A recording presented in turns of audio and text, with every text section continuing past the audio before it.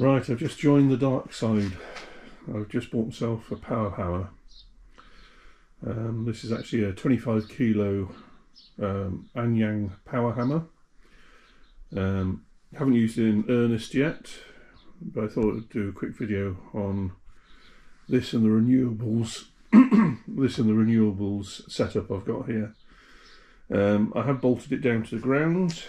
I've used some 12mm. Some of these 12mm by 120mm bolts. I'm hoping they're going to hold. If they don't, I'll get some studding and glue them down, and glue the bolts into the concrete, and then put nuts on. Anyway, this is a 3-phase machine, and down here I've got a 3-phase converter, second-hand 3-phase converter. I'm going to go through some of the power implications here. I've got my laptop on top, as well as my tablet. The tablet measuring or showing the Tesla batteries and the status there, which I can do a screen recording of, and I'm also using Emporia to monitor every MCB in the fuse box. Anyway, if we go outside, I'll show you what we've got on the roof.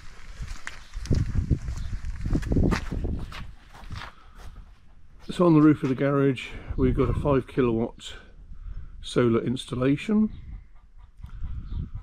and then in the workshop we first of all got a chicken in there that's been hounded by the dogs. The dogs are currently here hounding chickens into the workshop. So if we go over here, we've got 2 Tesla Powerwall batteries. Each battery can store 13.5 kilowatt hours, and so that means I've got 27 kilowatt hours of storage here. Tesla control unit. On the fuse box up there I've got Emporia monitoring on every single MCB in the fuse box, so I can tell how much power is being used on each one. Now in the Tesla Powerwalls, this is a chicken down here by the way, each battery has a continuous capability or continuous output capability of 5 kilowatts. So having 2 batteries, I can have a continuous output of 10 kilowatts. It also has a short time peak output of 7 kilowatts per battery, so for a short period of time it can push out, the 2 batteries can push out 14 kilowatts, which is quite a bit. Anyway, the actual power hammer is rated at come on dog, out of the way, out of the way.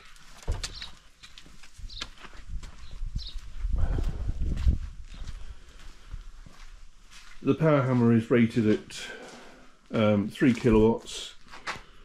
The 3-phase converter here is actually a, let's have a look if we can see. It says it's 8 kilowatts or 10 horsepower. Now what we'll do is we'll start this up, and I'll start some monitoring. Let me get some monitoring going on the laptop.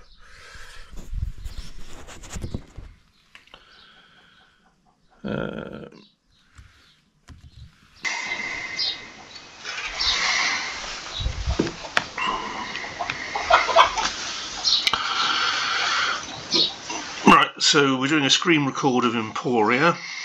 What I'll do is just bring this down so it is actually on what we're dealing with. It's that one there.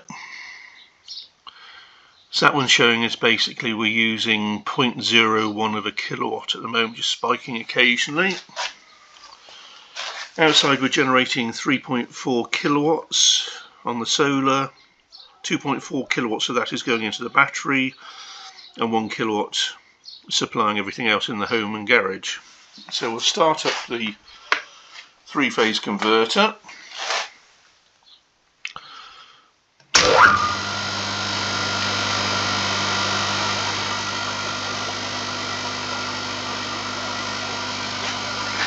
So as a base, the three-phase converter is pulling, if we come up here, we're currently pulling just over 1 kilowatt. We did have a spike when the three-phase converter started at 3.64 kilowatts. So currently just trundling along at just over a kilowatt. Right, so what we'll do now is start up the power hammer.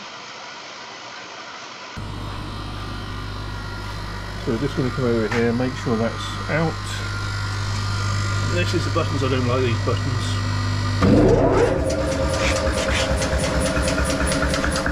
The power hammer's gone up.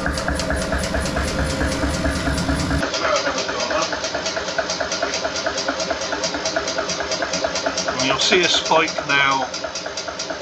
We spiked at 7.47 kilowatts on the starter, and we're now just trundling along at 3.4 kilowatts at the moment. Although it seems to have frozen just for a second.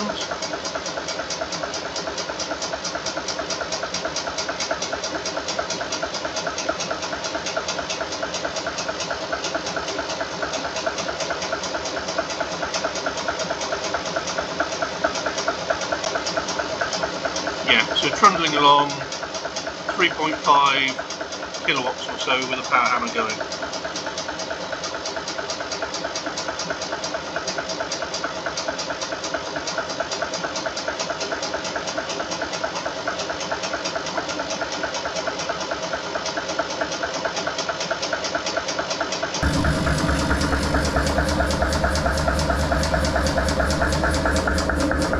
So we're just going to getting a piece of wood here.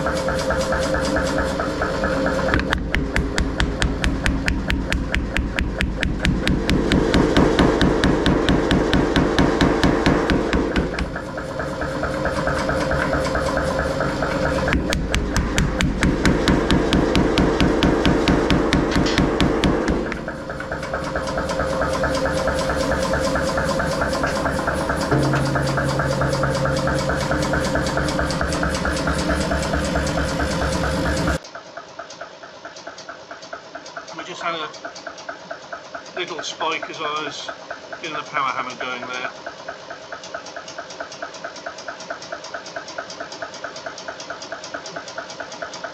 Right, I think that'll do as a little demonstration.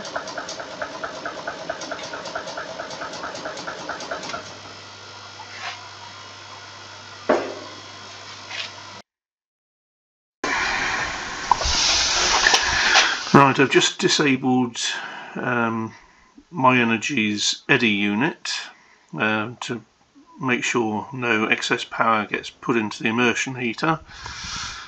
I'm connected directly to the Tesla gateway now, which gives a more accurate and more responsive reporting of what's going on.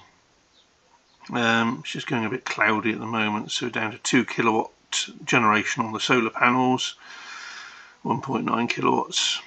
So it's pushing power into the batteries at 1.1 kilowatts at the moment. 1.3 kilowatts, right, we're going up again. House is using 0.9 of a kilowatt. And we have a little bit of a spurious input and output from the grid of 0.1 kilowatts. There we go, 0.1 kilowatts. So we're going to start up the three-phase converter.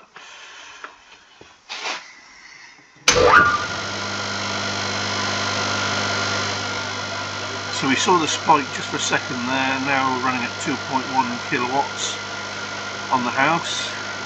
So that's the house plus whatever the three-phase converter is taking at the moment. Again, we haven't got much of it. There we go, just that kind of base input and output from the grid of 0.1 every so often. Right, we'll now start the power hammer.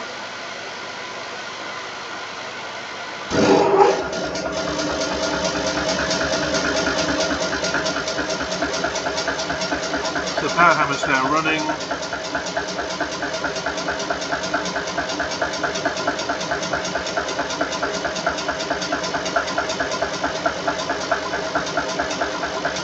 And yeah, we're getting this spurious input and output from the grid every so often.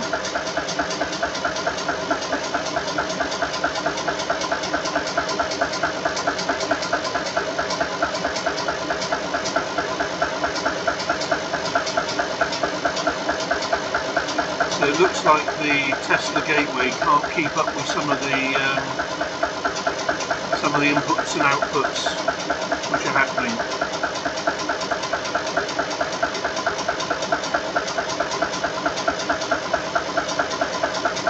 Very strange behaviour.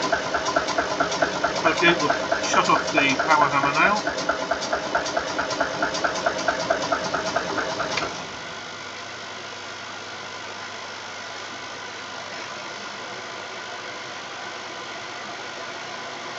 And that spurious behaviour with the grid has stopped. And then we just shut down the three-phase converter.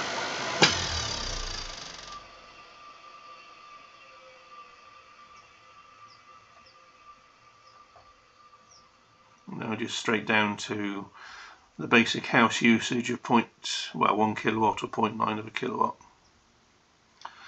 And it's pushing 3.2 kilowatts into the battery, and the battery is 77%.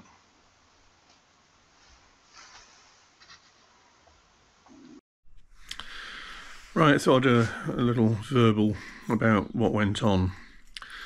Running the three-phase converter and running the power hammer, I was seeing input and output coming from the grid when the actual batteries and solar generation were sufficient to provide the relevant power. Whether it's the three-phase motor just sometimes pushing back and it going down the grid route opposed to being put into the batteries, etc, etc. But I've got another control unit called a MyEnergi device that will put surplus energy into the immersion heater. So of course, when this started happening, that power was going into the grid, the MyEnergi device decided to take the power and put it into the immersion heater. So it's actually starting to drag from the grid, and the solar generation was starting to go into the immersion heater instead of going into the batteries. So I may have to disable or turn off the MyEnergi device when I'm using the power hammer, just to stop power being diverted to the immersion heater when it doesn't need to be. Obviously, if I've got the batteries at 100%, that's a different matter of fish, you know. Any surplus energy should go through into the immersion heater until such time as the immersion heater's up to temperature, and then things get exported. But it's quite interesting doing a bit of monitoring then and seeing what's going on. Anyway, that's enough for now. We'll see if you enjoy this video or not.